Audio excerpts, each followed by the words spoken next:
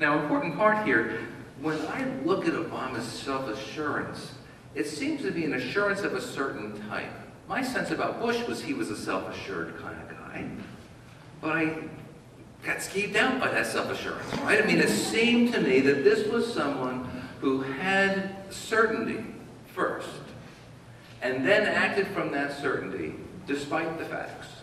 All right, that was my impression of him. Now, you know, look, I can't say that I'm the best neutral observer on this point, but that was the way it was conveyed to me. That here is someone who, you know, kind of got a lot of answers for himself through prayer and developed a point of view and a position, and then stuck to it doggedly.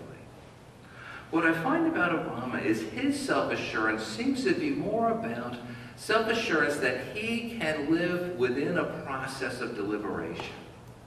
That rather than have a starting point where I know what is needed and what has to happen, is a point of saying, I know we need to get together.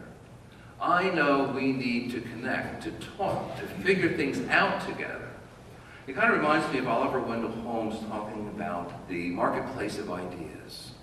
That when you get the opportunity to have a lot of ideas at play and have a lot of people working on them, chances are you will find that people are smart enough to let the best ideals become the ones that they attach to.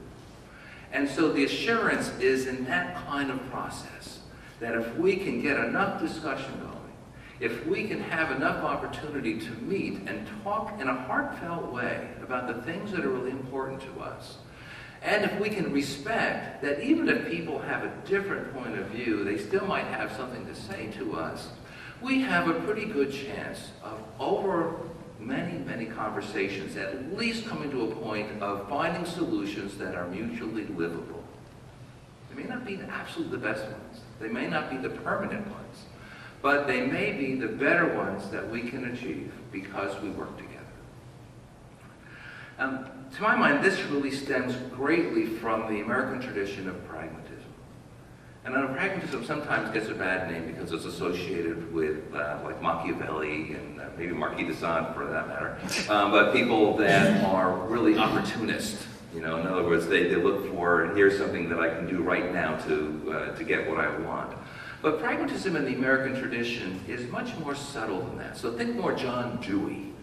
You know, John Dewey was really a great articulator of the American ideals. He's someone that really took it to heart and really tried to understand how do you take these ideals and put them into practice. And for him, a main part of the practice was the dedicated use of intelligence to connect with each other, to keep working on things over time, right? Because for pragmatists, truth is provisional, right? Truth is what works. And over the course of time, what you will find is some things that you thought were working don't work as well as you expected to, and maybe something else works better. And that becomes the new truth, if you will. So the whole concept of truth is one that this is an understanding that is evolving over time, and an understanding that has to be based upon our facts and our experience. It's our experience that tells me whether this is worthy of being considered a truth or not. Likewise with certainty. Certainty is always relative, right? We can be relatively certain because things seem to be working. I mean, you might look at the stock market, right? There was a high degree of certainty for many people that was not well founded, right? The certainty that by looking at the kind of projections that they've been looking at over the course of time for years and years, decades maybe, that they didn't have any particular reason to be really nervous that there'd be a sudden crash, right? It was a certainty that wasn't really supported by the facts and by what turned out to be the experience down the road. Pragmatism is like that. Pragmatism has built into it a flexibility that says when you notice things are different than you expect, it's time to rethink what to expect, right? And it's time to rethink what are the things that we really need to focus on so that we can get things done. For Barack Obama, I have a strong sense that he has a deeply pragmatic sensibility.